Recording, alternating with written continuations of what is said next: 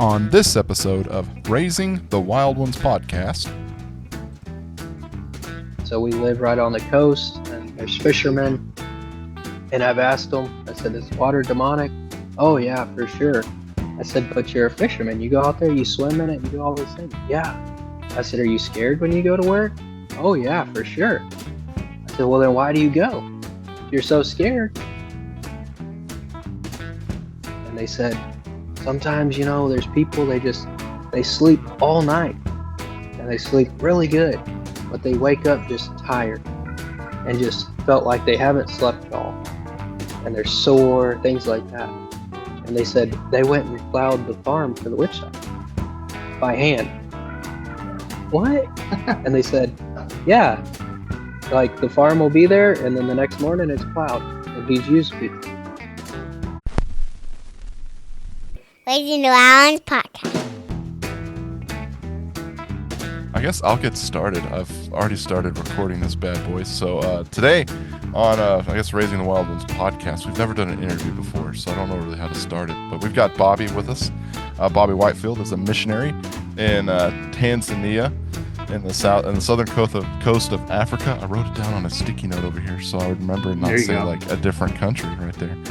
And so he's got some really cool stuff about like spiritual warfare. I've hung out. You'd want to talk about like dad stuff and hunting stuff. I went hunting a lot with Bobby last year, and I will say this one little thing. He shot all of the deer, and I shot none of the deer. That is what happened last year when I went hunting with Bobby. Had to catch up for the past couple of years that I wasn't able to go. I know.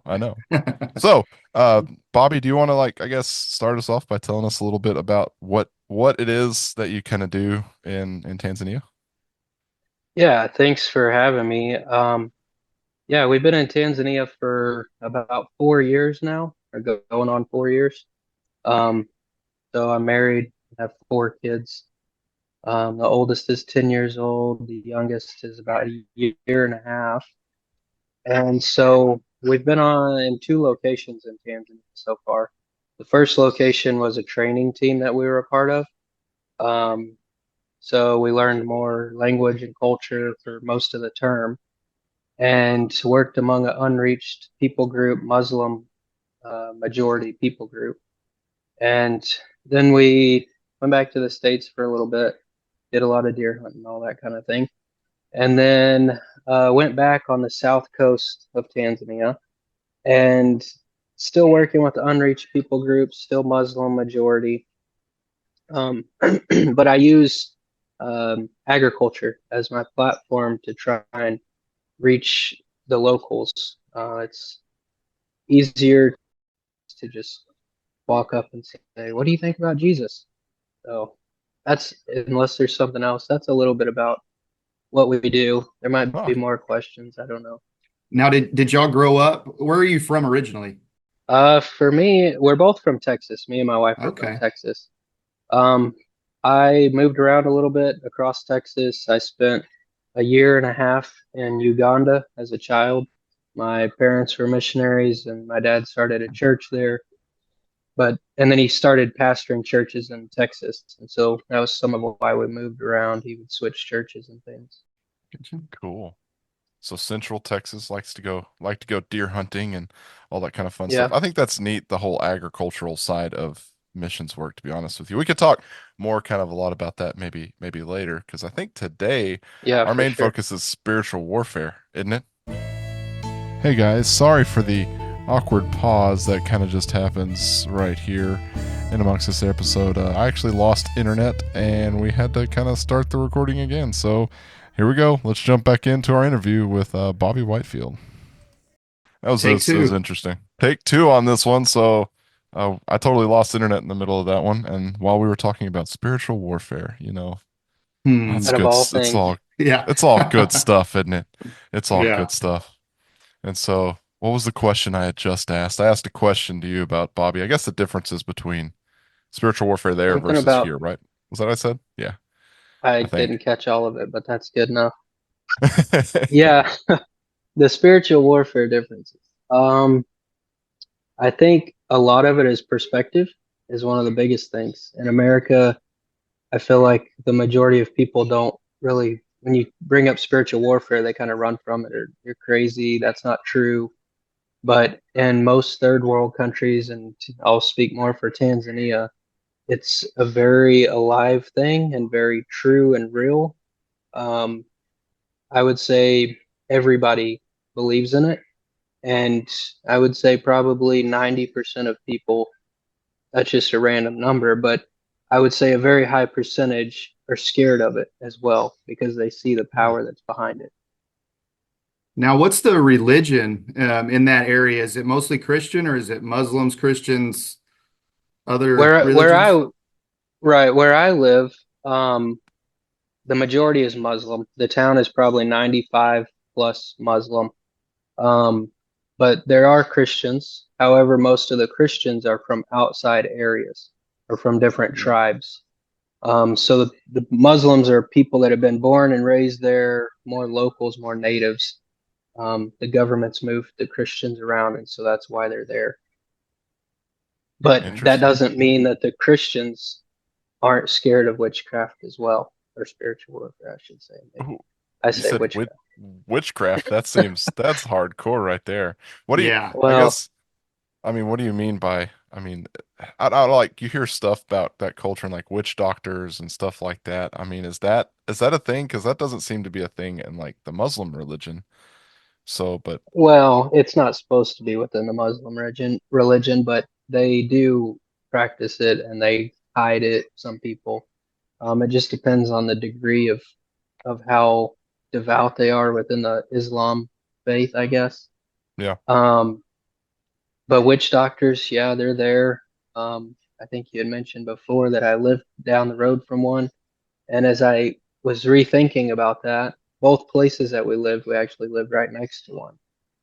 The see, I first couldn't, term, yeah, go yeah, ahead. I the was like, first term we lived, there was a house right in front of us, and then they had some rooms behind it, and in one of those rooms was a witch doctor, and she was never really around. She just kind of greeted us from a distance. One time she came up on the porch, and somebody said she's scared of us and things, and it's like, well, that's good. She knows that the Yeah. presence of Jesus is here, you know. And Yeah. eventually, I think like I don't know, maybe like a week or two before we left, she ended up coming in the house. And I was like, oh, okay. But that's it. And then when we moved to this new location, here where we're at now, they show it more. So if there's a witch doctor, they put a flag out and it's a red flag. Sometimes it's a white flag. And I don't know the difference between the two. I don't know which one's holy or not. I don't know. But they put a flag out and they show that's where it is. If you go to their house, there's a whole bunch of red tape around and all these decoration type things and all their powders or potions. I don't know what all you want to call it that are around trees usually, things like that. And so this one was just like kind of behind our house a little bit, but in the past maybe a month they moved, and evidently that's pretty normal that they move around some. I don't know if they moved because we're around or if their business was not succeeding because they weren't able to heal people or something. I don't know, or curse people either way. Yeah. So Sorry, I got muted. Is it the like the witch doctors or putting the tape down or who's like identifying that these are witch doctors? it's the witch doctors Okay. themselves. So there's one down the road, probably 15, 20 kilometers from us, and they have flags. It's like a party or a dance hall or something. I mean, they've got red flags everywhere, and they're evidently a pretty well-known witch doctor in the area. So So they want it's everybody to know. yeah, so it's very well like they don't try to hide it, I guess. Yeah, they don't try and hide it there. At our first location, they seem to try and hide it. You wouldn't really know. They said you would have to ask around and things like that. Okay. well, do you have any like stories of like spiritual warfare or anything like that that you'd be willing to, kind of share with us? Man, I've got several. I can go from just the little things to the big things, and the crazy things. One Crazy thing in our things last sound fun. location, yeah, I'll start there. In our last location, they, um, we were kind of like in some hilly mountain areas, and there wasn't really very many wild animals to say, like your zebras, giraffes, none of that really. There was some monkeys, things like that, but there was supposedly every now and then hyenas would come in. Well, according to them, hyenas were witch doctors. They're witchcraft. And so they would say that there was one time I went to a village with a friend and he said, yeah, right over there is a witch doctor's house.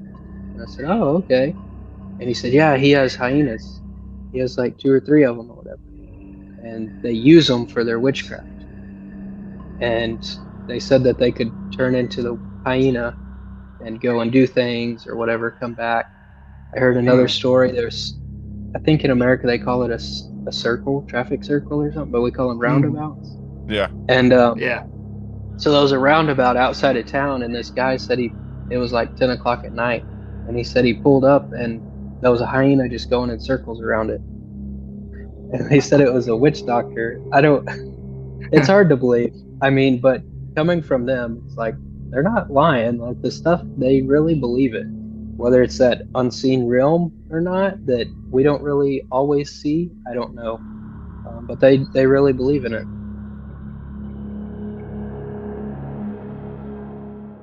Hmm. I mean, it's just kind of the power, I guess, of belief. I mean, like our belief, is in Jesus Christ, and like we believe in that.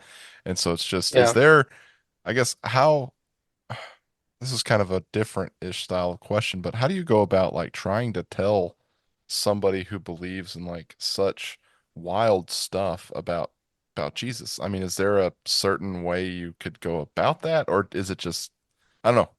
That's my random question for the moment. Like talking about Jesus versus believing in witchcraft. Is that what Yeah, you're saying? yeah, Yeah.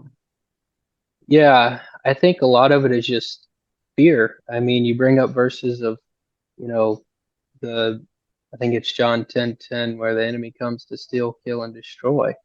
And it's like that's what Satan's trying to do. And fear doesn't come from God. I can't remember that verse, but it talks about fear doesn't come from God, it comes from the enemy. There's some other things listed in that verse as well.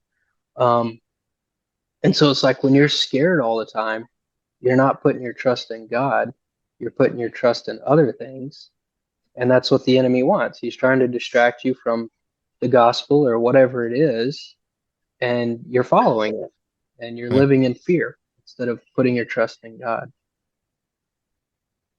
And this is kind of piggybacking on that question a little bit. So let's say one of these people that do believe in this witchcraft and practice it come to Christ, do they still view that witchcraft as something that's can be used as good, or do they how hard is it to get that mindset from hey, this is what I do to hey, this is a really bad thing and this is potentially demonic or it's potentially something that is from the devil? Yeah, that's sadly that is very hard to get rid of for most people. Um, when you walk into the church, uh, a lot of times it's babies that you end up seeing with charms, is what we would call them. So if a baby is sick or has had something happen to it, seizures, what they would say is demonic attacks, things like that, they would go to a witch doctor, and the witch doctor would put a charm on them, and that charm would supposedly keep them safe or protect them. So you Hmm. go into the church, and there's people that are Christian people that are in church every time, and you look at the baby and they've got a charm either on their wrist or sometimes it's around their belly, like their waist area, and they hide it from a shirt, maybe things like that, but they still believe in it. Even though Yeah. they go to church, they pray, they still think that, well, if I can't pray about it, it doesn't get fixed, then I'll just go to the witch doctor because in the past that's what. So there's still that bondage to the enemy or to witchcraft. Wow. And I could see that taking a long time to get past that. Yeah. Yeah. Yeah, for sure. And there's so many stories around that. Um, there's stories like when I was a kid, and my dad started a church in Uganda. They moved buildings, and there was a charm hanging from the rafters. And my dad noticed it and said, "What's that?" And they said, "Oh, that's a charm." And he was like, "Well, that can't be here. This is a church. We're going to cut that down." And he said everybody just got scared and was like, "Oh, don't touch it. Don't touch it. You're going to die." And he was like, "Well, I'll show you." And Yeah. so he cut it down and they prayed over it and burned it out back.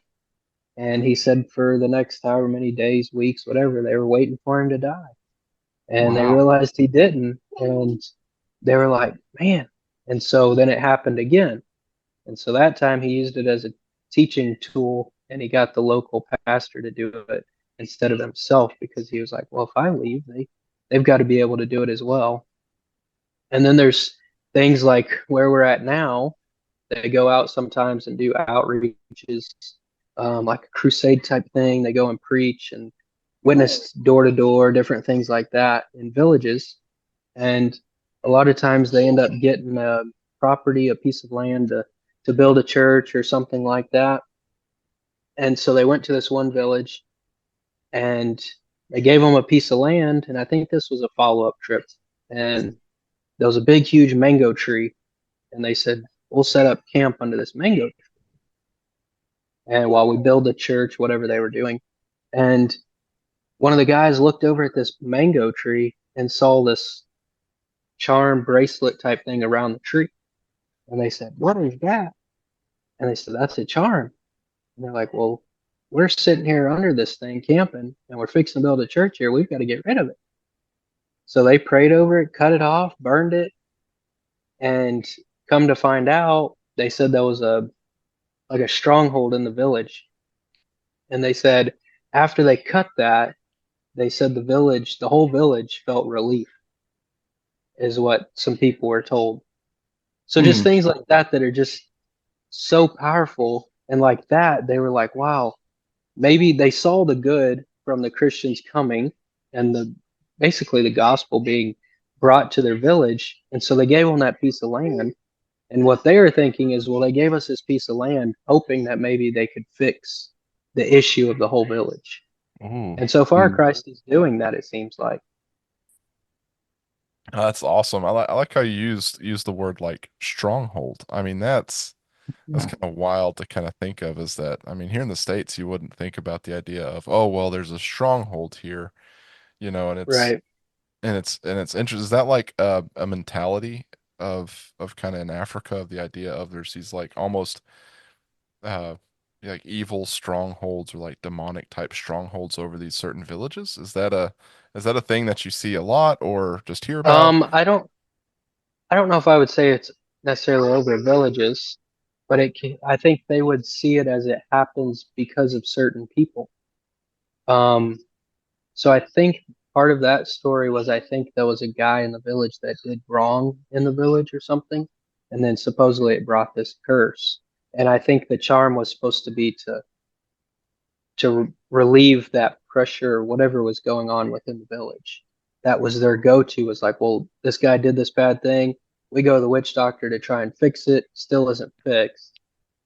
And so trying all these different things. But I think it runs in families sometimes. I think some families use it more and that's all they go to.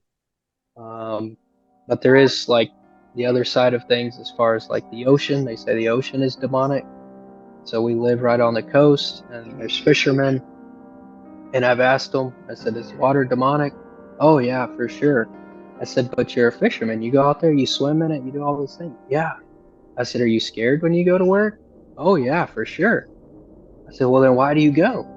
If you're so scared." "Well, I have to. I have to go to work. And I just hope that I make it back." And it's like, wow, just the fear of day to day life. Oh man, I really like to go surf fishing a lot. And Yeah. this is kind of The weird to water, think yeah. about the water being just demonic or evil, and that's a Right. funky thought. Do you think that thought just kind of derives more from maybe just like general dangers of drowning in like hard surf, or is that just another Well, deception from the evil one? It could be both, I think. I mean, when you look at the ocean in a whole, it's this humongous thing that is controlled by God. Um, but the way they see it is you go out one day and all of a sudden your boat sinks. And why did that happen? Which their boats are different than in America. Their safety is totally different. So things like that happen more often. Um, but they see these bad things, and I'm sure they probably link it back to so and so. It's kind of like the whole Jonah story. You have one person that's done bad, and then that's causing all these things. And so I don't know if there's some relation to that kind of mentality. I don't know for sure. Wow. Wow. I'm gonna That's definitely cool. think about that the next time I go Yeah. surf fishing. Yeah.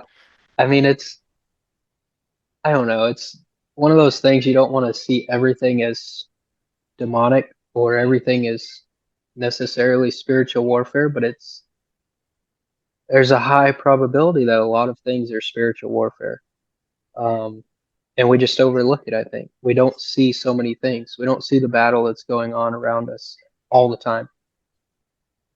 And kind of like you've said, basically, there it sounds like they think everything is spiritual warfare, whereas here we think nothing is spiritual warfare. Yeah, for Yeah. sure. I'll share another story.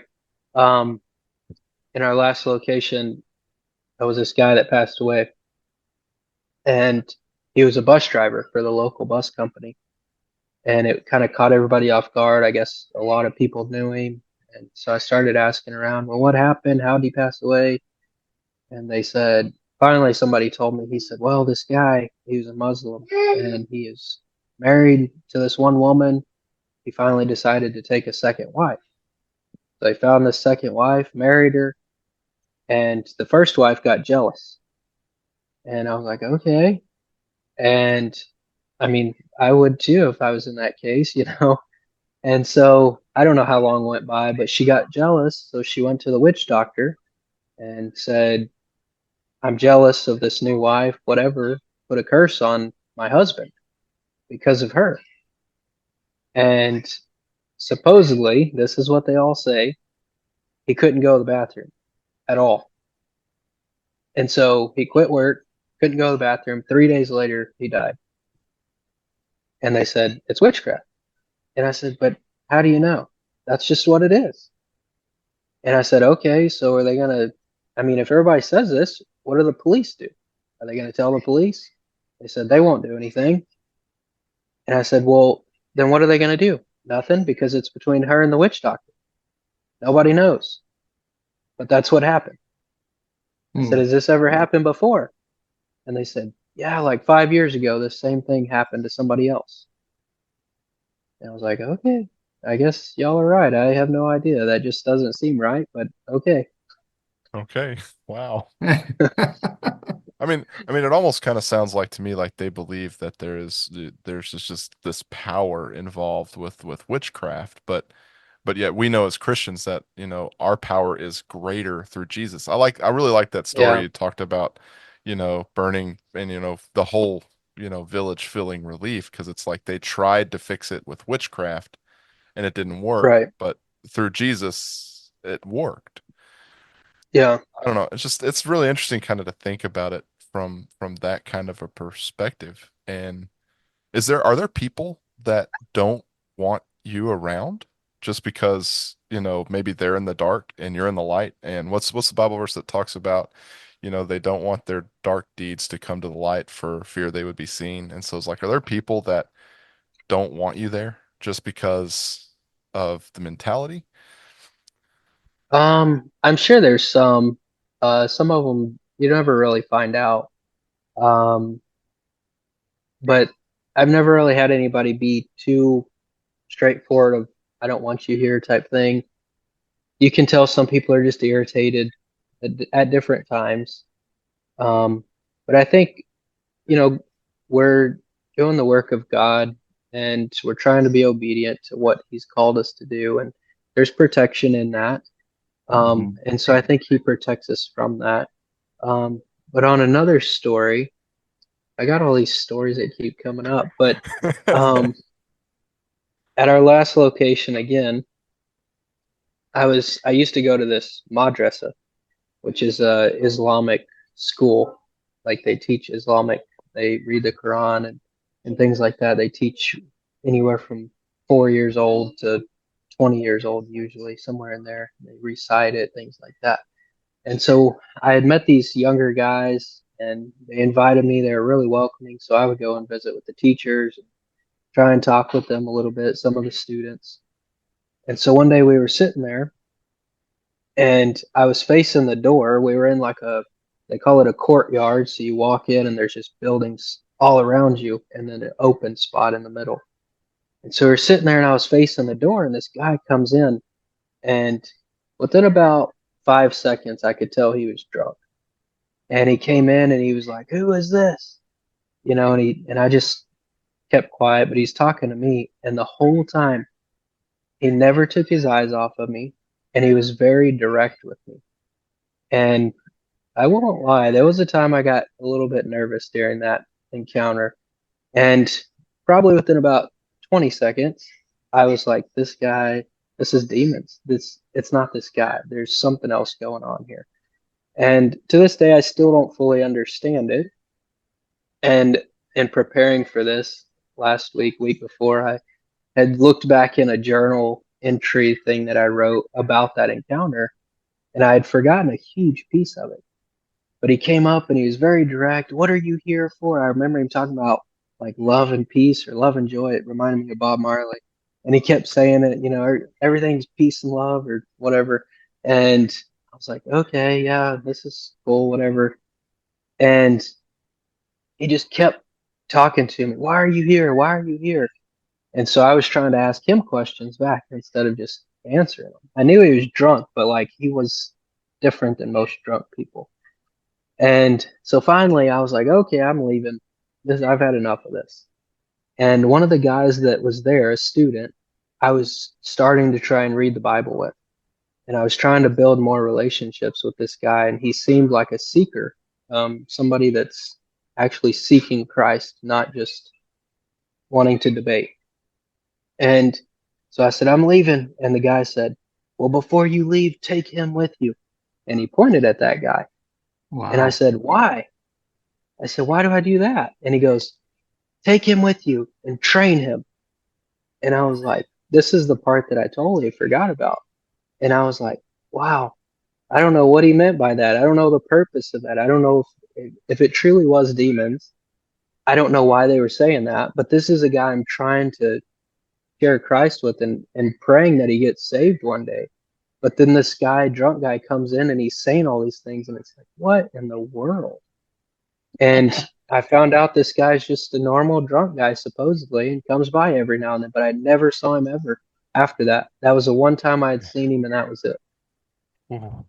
Ooh. Yeah, and how would he know to say that guy right there? That's Yeah, cool. Right. That's Yeah. take that crazy. guy with you. Yeah. Oh man. So Oh. I don't know, there's a lot to it. I mean, and some people are blinded to it, I feel like, or just ignore it. Things like that. I mean, But I mean, there's just so many different questions that I could ask, but I guess the really cool thing about it is it just kind of what you've been talking about is just showing almost a stark difference between being in Christ versus not being with Christ and how, I mean, even in that instance, if that guy was talking about like love and joy and peace, it's like he saw that in you. And if it truly was, demon possession or whatever was going on there, it's like he saw the Christ in you. That's yeah, that's and wild, man. I forgot to say that he also was speaking English, which wasn't Oh, normal. So Wow. sometimes that happens as well. A story from somebody else. He went to the village. I believe it was the village where they cut the charm off of the mango tree. And their first outreach, and there was this old woman that came up to him, and he said in clear English, looked at him and pointed at him and said, "You need to leave. You aren't. Jesus doesn't need to be here." Something to that effect. And she couldn't speak any English. None of all Yeah. the locals were like, "She doesn't know English." And so it was like a demon speaking through her saying, "You're not welcome here. You need to leave." oh.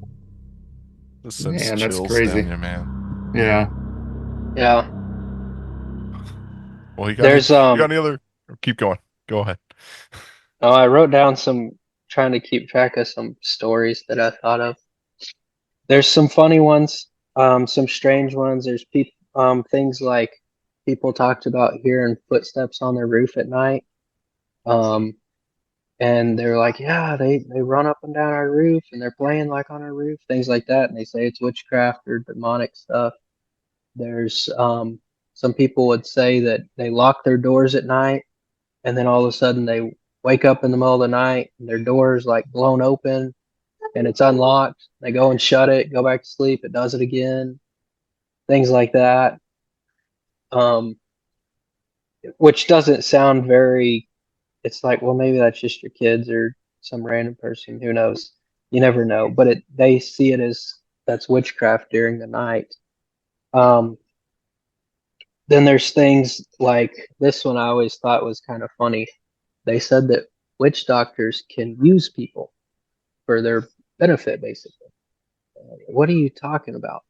And so with me in agriculture and farming and things like that, most people would like to use a tractor and they could pay the tractor driver and they come and plow their land before they plant. Well, they said, no, not the witch doctor. The witch doctor will use people. What do you mean? And they said, sometimes, there's people, they sleep all night and they sleep really good, but they wake up just tired and just felt like they haven't slept at all. And they're sore, things like that. And they said they went and plowed the farm for the witch doctor by hand. And I was like, what? And they said, yeah, like the farm will be there, and then the next morning it's plowed, and he's used people. Oh, And, That's crazy. and then there's yeah, another that's one. This just came to me. Within the agriculture, they said people, which I know this is true, people will pay the witch doctor um, to put medicine or whatever. I can't think of the English word for it, but medicine around the farm to protect their farm because people will steal their crops as it gets closer or destroy it, things like that. And one time they said that they had harvested it, I think, or maybe it was right before harvest. It was like corn or something. And so these people went in to steal the crops, and they put it all in bags. I think it was a couple people put it all in bags, stuck it on top of their head because they carry it on their heads, and they couldn't leave the farm or they left the farm, but then they couldn't get it off their head. And they said the witch doctor, because of the medicine, that it was like stuck to their head. So then stuck to their everybody knew head. they stole it from the farm. Man, That's cool. That's funny. that's funny to think about like that. You Yeah. got a sack of grain stuck to your head because of the Yeah. witch doctor. I mean, there's all kinds of things. And it's like, is this really true? Like, you really believe that? Yeah, yeah, yeah. And so the longer you live there, it's like, if they truly believe this, there is something like that could actually happen. Um, it's just things that I think we overlook, and that there is power in the enemy. The Bible talks about, I think in First Peter, where the enemy's roaring like a lion, ready to devour. So he's active, he's moving Mhm. around, but we have faith and we trust and know that Christ is bigger than that. He has defeated Oh, death and he's that's defeated good, Satan. man. I Yeah. like that. Well, that's probably a decent spot to start wrapping up a little bit here. Is there anything you'd like to leave us with, Bobby? Any other questions you can think of, Caleb? We got about 10 more minutes or so. And any other thoughts, and or I guess also like where if somebody would like to like support you, Bobby, or something like that, like how do they get a hold of you? Want to sign up for your newsletter or all those fun things that, you see, you're a guest on a podcast, so you get to like tell people about those things, right? Yeah. I mean, no, we enjoy talking about it. It's not anything that we do. It's the Lord's work. We're just being um, active in it and trying to be obedient the best that we can. But the best way to reach is probably by email. And then if they wanted to be on a newsletter, then they could send us an email, things like that. And so that's just my name, Bobby Whitefield, with a dot in between my name, Bobby dot Whitefield. And then that's at AIMINT.org. Awesome. Awesome. Well, cool. Well, we've really enjoyed having you with us, Bobby. Yeah, I'm this pretty has sure been fun. we might just continue to Yeah. check in with you and ask for other random thoughts and funny stories Oh, that there's- you have. Yeah, crazy stories all the time. It seems like that happens. I I bet. bet so. I bet. Well, No, I've let's see. enjoyed it, and thanks for having me. Well, we've enjoyed having you, and we've been really enjoyed it. It's going to be a fun one. I think this one will probably come out sometime right before Halloween as a good, decent little spooky episode, however that works. And so, all right. Well, you got anything to add kind of as we close here, Caleb, before we head off? I just thank you very much for doing this. This is really cool to be talking to somebody basically across the world, you know. Oh, yeah. And it's cool. You are our very first person to be on it, our very first guest. So Moreau. we're very excited. It's an honor. Well, all right. Well, thank you, Bobby. And yeah, this is how we Thank end you. the podcast. Always in a weird way. Thank you guys for listening to Raising the Wild Ones podcast. I know me and Caleb sure had a ton of fun making this episode and just kind of going on our rants and stuff like that. And I just wanted to hop in real quick and be sure to remind you guys to like the podcast, share the podcast, tell your friends about the podcast, tell your cats, dogs, everybody. Tell your fishing and hunting buddies, right? I know it's hunting season, and during hunting season, you do a lot of just like sitting around and hanging out, and just tell them about this podcast and tell anybody you think would like to hear our podcast about us. And please also, if you'd like to, just drop us a line at raisingwildonespodcast@gmail.com. Tell us about future episodes you would want us to talk about, and also just let us know what you think in general about our podcast. We would love to hear from you guys, and we just thank you so much for listening to our podcast. Hey everybody, I just wanted to reach out and bring you some exciting news. Our Patreon is now live. Patreon is a way to support this podcast so we can keep it going. For $6 a month, which is the cost of a cup of coffee, you get exclusive content that is for members only. This includes special episodes, show notes, and early release of our upcoming episodes. As we grow, more will become available through our membership. Another exciting thing is that we will donate $1 out of the $6 membership fee to missions. This money will go into the hands of missionaries on the ground doing the Lord's work.